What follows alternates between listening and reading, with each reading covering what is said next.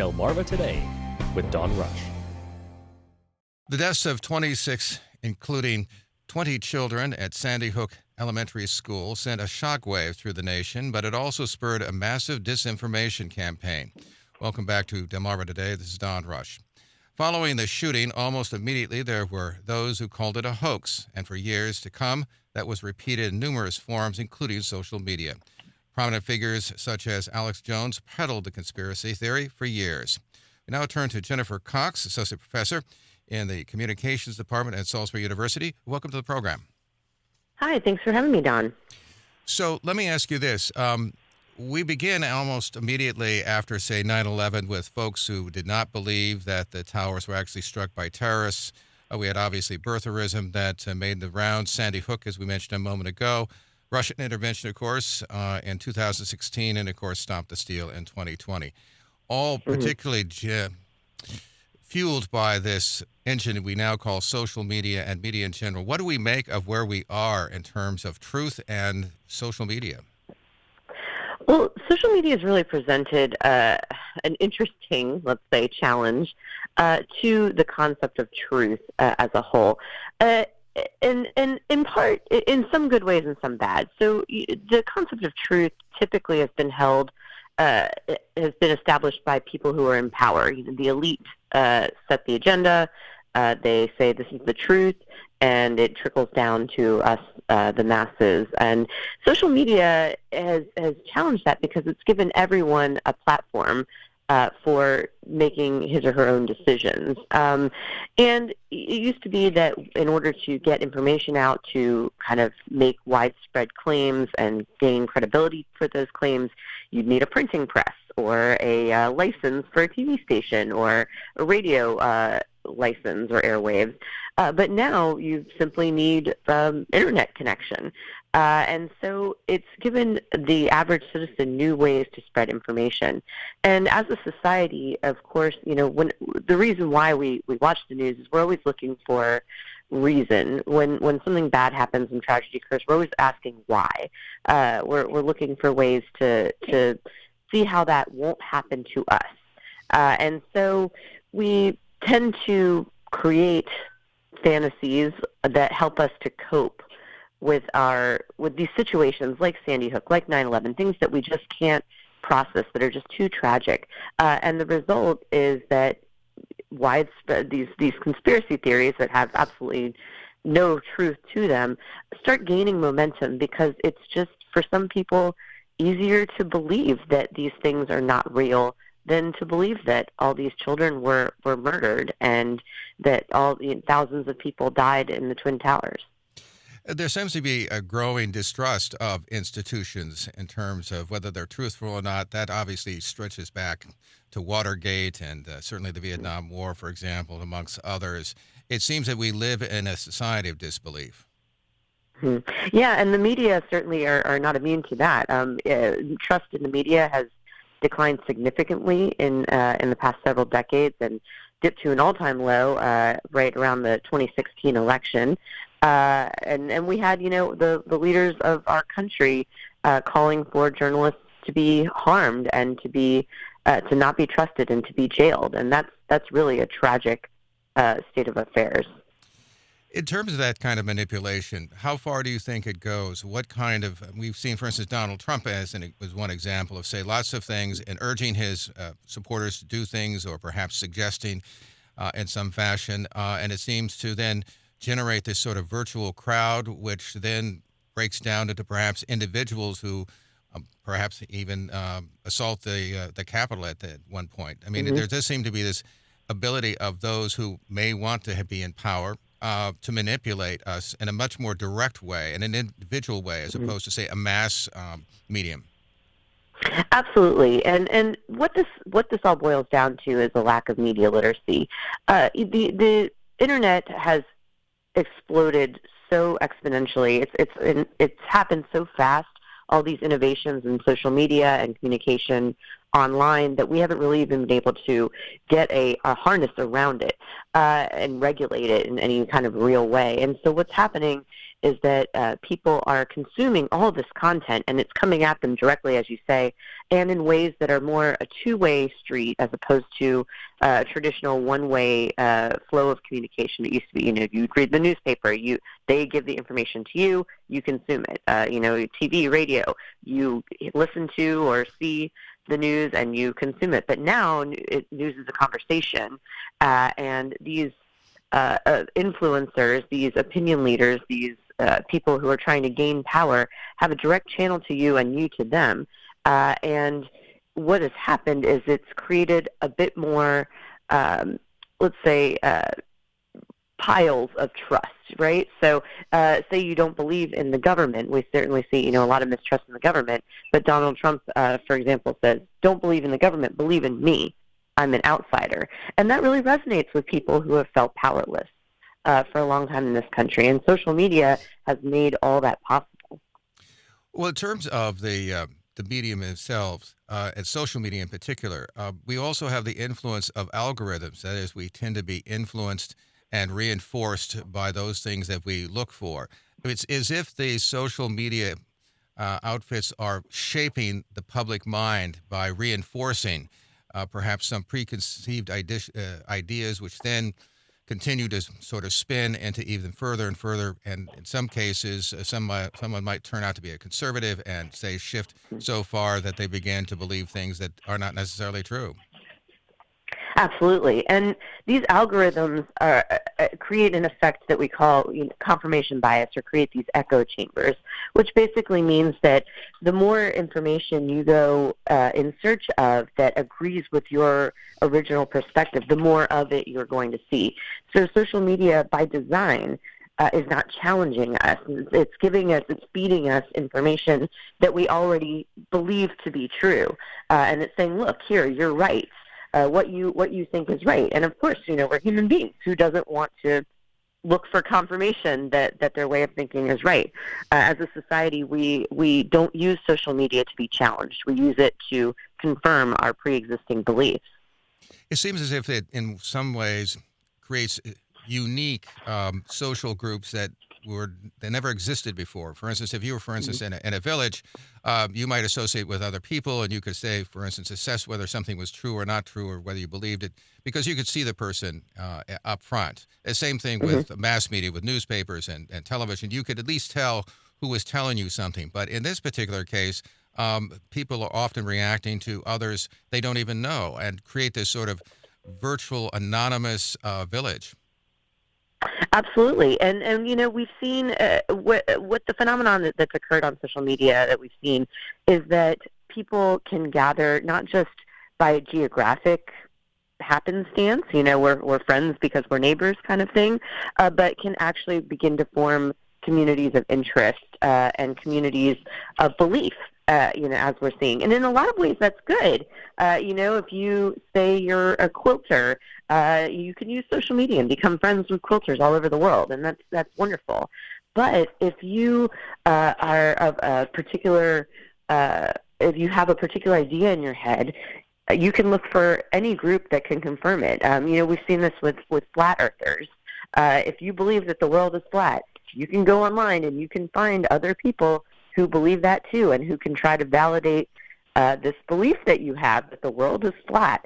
And so the availability of these communities has sparked new momentum for a lot of these little pockets of groups, and given validity to causes or ideas that really have none in the real world. Yeah, because in the real world, because one of the things that strike me is the phenomenon of QAnon, in which nobody knows who it is. They're all speculating about who might be behind it, and yet you have all these people who begin to follow it, even though they have no idea who's behind it. Mm-hmm, mm-hmm. Yeah, and again, that's what that's born out of, is people who feel lost in this world, who are searching for reason when there sometimes is none. When there's tragedy, when there's hardship, they're looking for a group of people to say, "You're not crazy. This is all part of some big grand plot to manipulate you." But in fact, it's QAnon and groups like that that are manipulating you because they're trying to push you toward a particular political party, putting them in power, and they're doing it under the guise of, protect your children or, save this country from religious persecution. And so QAnon, the faceless people behind QAnon and other conspiracy groups are manipulative because they're not being transparent. They're not saying this is who we are and this is where we get this information. They're just floating stuff out there to try and shock people into submission, and it's worked in a lot of cases. In terms of trying to fight back against this, now the Sandia Hook people, the parents, they fought back legally and certainly have gotten at Alex Jones, as well as gotten other people to stand down through lawsuits. That doesn't seem to be enough, given the kind of thing that we're talking about. Are there solutions to this sort of Wild West approach to ideas and truth? And Don, if I had the answer to that, I would be in Washington, right, making $1 million. No, as you described it, a Wild West is exactly how I describe it to my students. Social media innovation has happened at such an exponential rate, which means it happens so much faster than the previous technologies. As soon as there's a new technology, another one's right behind it, and another one right behind that, just at these increasing rates. And as a result, we've seen that lawmakers have had a hard time regulating and holding social media as owners accountable for their actions. And to the extent that these social media managers maybe even don't realize that these are possible outcomes. The social media in its current state is gone beyond a level that really anyone could have predicted as far as how we're using this communication and how much it's impacting our lives. And it's not like you can, at the federal government, form an FCC, which moderates mass communication like TV and radio and newspapers and organizations like that, because we're not dealing with, solitary groups of handfuls of people in power. We're talking about something that potentially tangles with the First Amendment and is applicable to everybody, not just a few elite members and concentrated corporations. And so how do you regulate that when you're kind of up against the idea of free speech? Finally, briefly, do you think that this social media and what the phenomena we've been talking about will upend this sort of 18th century construction of a democracy, a republic, as it were? Because it does seem as if there are some seams are beginning to fray along those lines. Yeah, and it's interesting because when you put it on paper, it really shouldn't, right? I mean, the whole idea of democracy is one person, one vote. And so if social media gives every person in the country a voice, shouldn't that be a good thing? But the problem, again, I just want to kind of circle back around to is media literacy. Because we don't really understand the way that people use the media, that people in power use the media to manipulate us, we are not savvy consumers.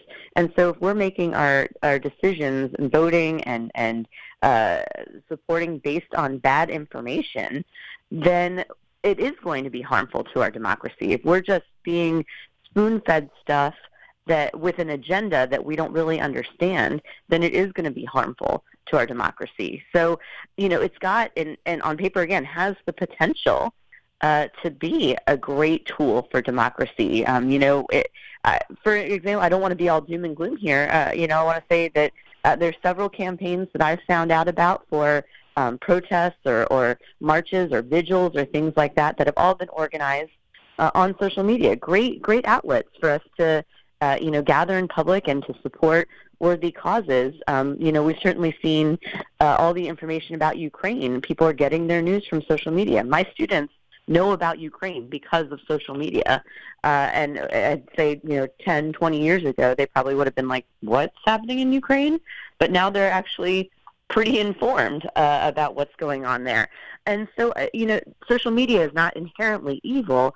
It's just we as a society need to work toward understanding how to be savvy consumers of information, looking out for people or groups that would attempt to influence us for their own gain. It really falls to us as consumers of media because, like I said, there's really not much to be done outside of that. We've been speaking with Jennifer Cox, Associate Professor in the Communications Department at Salisbury University. Appreciate you taking the time to talk with us. Thank you so much, Don. The shooting at Sandy Hook Elementary School nearly 10 years ago left 20 children dead. It also began a disinformation campaign that haunts the country to this very day. Welcome to Delmarva Today. This is Don Rush. It was on December 14th, 2012, when Adam Lanza walked into the school with an AR-15, killing a total of 26, along with himself and his mother. But the shooting also spawned another phenomenon, a massive disinformation campaign that claimed the shooting was a hoax. Elizabeth Williamson is a feature reporter for the New York Times and has written a new book entitled Sandy Hook, An American Tragedy and the Battle for Truth. And we have her on the phone this morning. Welcome to the program. Thank you so much, Don. It's nice to be with you. So let's go first to the shooting itself and describe that a bit and the shock that seemed to reverberate out of it when you saw all these children had been killed by a firearm. Yeah, it was such a horrific crime that day, almost 10 years ago, that it was seen by both sides in America's gun policy debate as a watershed moment, that surely there would be a legislative solution passed here. And this was, a hope on the part of gun policy advocates, and this was a fear on the part of Second Amendment advocates. So from that sprang this idea, however misguided and unbelievable, that the Sandy Hook shooting hadn't occurred at all, that it was a staged event, a false flag, as you will, as you like. It was called a hoax that was perpetrated by the federal government and President Obama as a pretext for confiscating Americans' firearms. So why do you think this took off? Why at that moment in time? So there are a couple reasons for that. One is just the nature of the crime. There were people who actually just didn't want to countenance the fact that this had happened. A lot of the early people who wanted to believe that this didn't occur were young moms who had kids about the age of those who were killed that day. They were there for anybody online who could convince them that this horrific crime hadn't taken place. But they were quickly convinced and replaced by a harder core segment of conspiracy theorists. Some of them were driven by ideology. They really were genuinely thinking that this would be an opportunity to deprive them of their Second Amendment freedoms. Some of them were conspiratorially minded to begin with. They saw plots everywhere, and this was just one more major event for them to disbelieve the government's narrative and the mainstream media narrative. And others, like Alex Jones of InfoWars, this was a profit opportunity. He talked about this as a threat to gun ownership, and he did it for years. He singled out individual parents by name and implied they were frauds and that they were faking their own children's deaths for profit. As a matter of turning to Alex Jones, you say that he was a man behind the curtain, moneyed, coddled, con man, and a coward. And I'm reminded of the fact that I remember Rush Limbaugh had, for instance, a television program in which they finally had to eliminate the audience because of confrontations or from the audience. And it seems to me that this is the same kind of man. Yeah, he is absolutely a showman. When I interviewed Alex Jones, his presentation was a lot like what you'd see on his show, bombastic, jumping around the room, narrowing his eyes, being, theatrically menacing, But the bottom line was Alex Jones is not used to sort of repeating his falsehoods to an individual. So what I also noticed about him is that he was sort of seeking the corners of the room. He wasn't leaning over the desk and getting right in my face. There was something cowardly about that, and also something just really unfamiliar for him. His audience is a monolith. He's not speaking individually to a Sandy Hook parent or to the targets of his falsehoods, the people harmed by them. He's not used to that. He's used to just performing for an unseen audience And that's a lot like social media. When we can't see the targets of our rage or of our insults online, it's a heck of a lot easier to sort of be as vociferous as we want and to be as threatening as we want. And that's part of the problem with the way this stuff has gained steam on the Internet. So you talked about the idea that he saw so many lies that he doesn't really know the truth. At least certainly it seems to be what he claims. Do you think that's true? I mean, do you think that he has become so immersed in what he's said and he's told these things over and over again so many times that it's become a reality for him? He's gone both ways on the Sandy Hook hoax as he has on a lot of the other things that he rants about on his show, whether it's Pizzagate or QAnon or Charlottesville, saying that was a staged event to discredit President Trump, coronavirus, and the 2020 election. He tends to flip back and forth because he's trying to escape accountability for what he says. So with the Sandy Hook parents, he was saying, okay, I believe children died. At the same time, there was material up on his website saying, in videos where he's mocking the parents by name, showing their images to millions of viewers of his online show, and saying, I know soap operas. I've seen soap operas before. These are actors. So he was playing both sides of the fence because these theories, the more outrageous the content, the more engagement he gets. And again, like social media itself, enragement is engagement. The goal of these platforms is to keep you watching and to keep you participating, keep you online so they can scoop up your personal information and feed you advertising based on it. So that was his model too. He sold merchandise that was geared toward his audience, dried foods for doomsday preppers to put in their shelter, body armor for the coming apocalypse, diet supplements for people who distrust traditional medicine. This is a distrustful, disaffected segment of American society, and they really believed a lot of what he said. So in a way, it didn't matter if he believed it or not. They did, and they acted on it. Well, in terms of the people who acted on it, I'm kind of curious about what you found about the individuals sort of on the ground. Kelly Watt, I guess, is one of them. And you mentioned the fact that women seem to make up a large proportion, anyway, of Americans that are airing questions about Sandy Hook. What about those people on the ground, those individuals? Because they often reminded me of many of the people who, say, went to the voting centers, the counting of the votes in 2020, who really believed something was going on inside, who were just the average kind of person.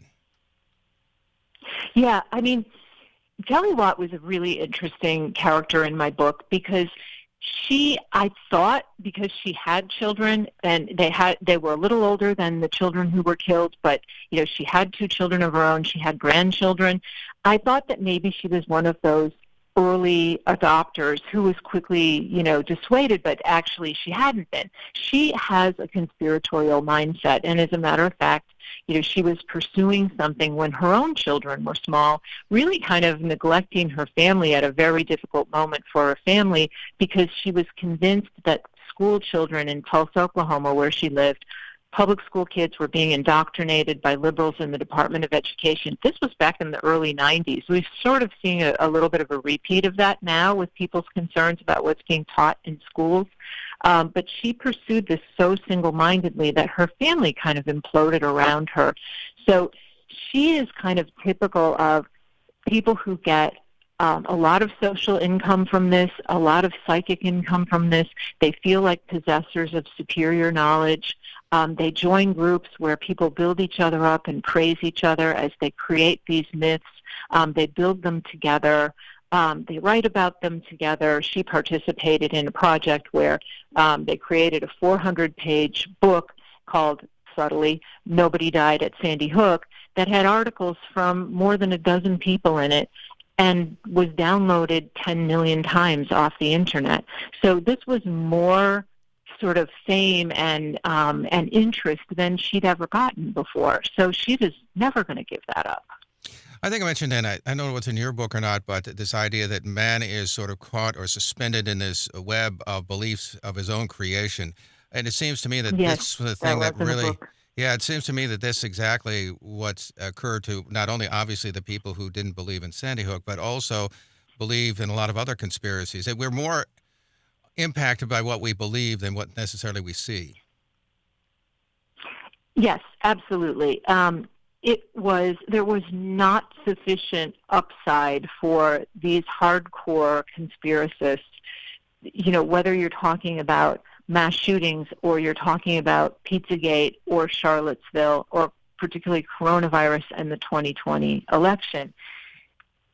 What bound them was this belief in this conspiracy theory. They got a lot of, you see, when we're looking at the indictments and the trials of these individuals who were arrested in the aftermath of the Capitol insurrection on January 6th, often it's people who were at kind of an impasse in their life. They were a little bit aimless until they came across this kind of activism, and this united them. It gave them a peer group. It gave them a purpose.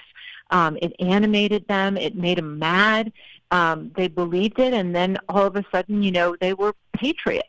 That, to their mind, some of them, I'm not saying everyone believed this who acted on it. There were people like Alex Jones who saw a great opportunity in sort of jumping on this bandwagon. But the people who really believed it, they were doing what they felt they needed to do to defend their democracy, and they were part of something. And I think that to them was huge. You also talk a lot about the academic world, particularly James Tracy, obviously out of Florida Atlantic University. He wrote the thing called Memory Hole. What is the incentive for academics to become suddenly enmeshed in this effort? Yeah, that was when I was writing Sandy Hook. That was something that really surprised me as I reported the book, that there were so many academics.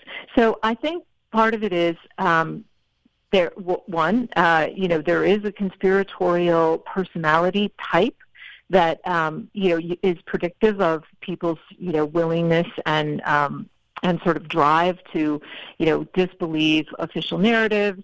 To question everything, but there's a certain number of these academics who make a different kind of a leap, and there's an ego aspect to it. You possess this superior knowledge, better than what the government says or what doctors say or what election officials say, and then they are protected by pretty strict freedom of expression provisions in faculty union rules and things like that. So there are a lot of conspiracy theorists who, completed their whole career in academia, and, this didn't cost them their jobs. The Sandy Hook theory, though, did cost a couple of academics their jobs because it was so outlandish and so harmful to the families of the victims that they did find ways. James Tracy was one of them, Florida Atlantic University journalism professor,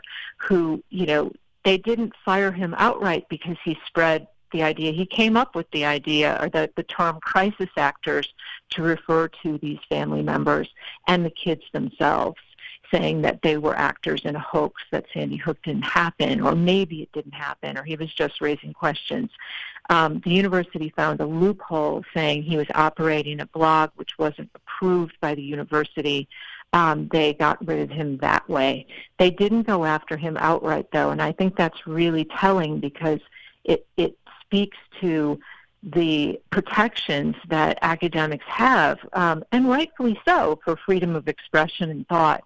But when that goes too far, there are limited tools for reining them in. As you look forward, what do you see? How do you see this playing out in terms of the misinformation and the actions indeed might be inspired by such misinformation? And is there a real serious effort to curtail this kind of misinformation? You mentioned a moment ago, obviously, about some of the social media outfits, Facebook and so on, who are at least beginning to try to address this. Are you optimistic at all that this kind of misinformation can be curtailed?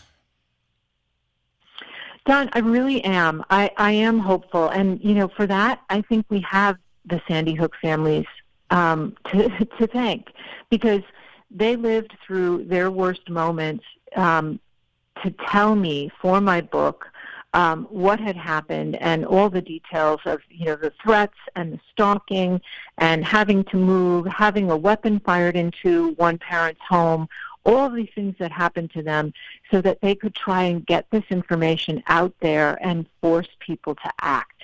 And that is beginning to happen here in Washington, D.C., where I live. Congress is starting to grapple with the legal immunity that social media platforms have when they spread, defamatory material.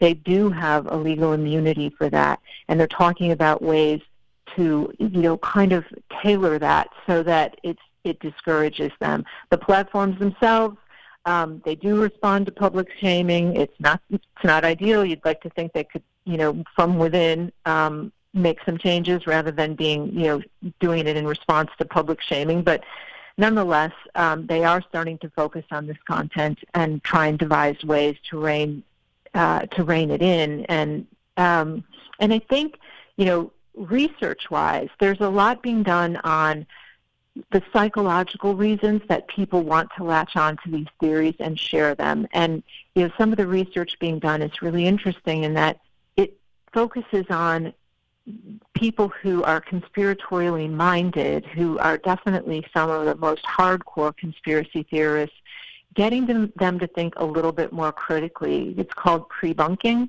So they actually, there are games that people play online in which they can identify the elements of a conspiracy theory, demonizing one group, kind of enraging content, that sort of thing. So they understand how the sausage is made. And because they like that superior knowledge, then they're kind of like in on the game. So they have proven, and this is a study being done out of Cambridge University, that when they encounter that content online after having played this game online, they're less likely to spread it and they're more likely to report it.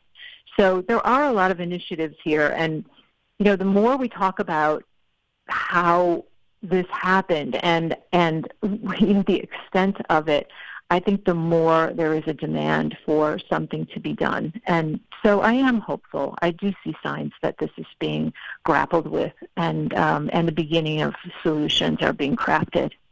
We've been speaking with Elizabeth Williamson. She's a feature reporter for the New York Times, has written a new book entitled Sandy Hook, An American Tragedy and the Battle for Truth. We appreciate you taking the time to talk with us this morning.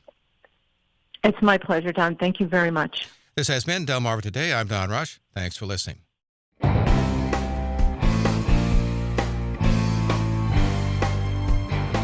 Delmarva Today with Don Rush.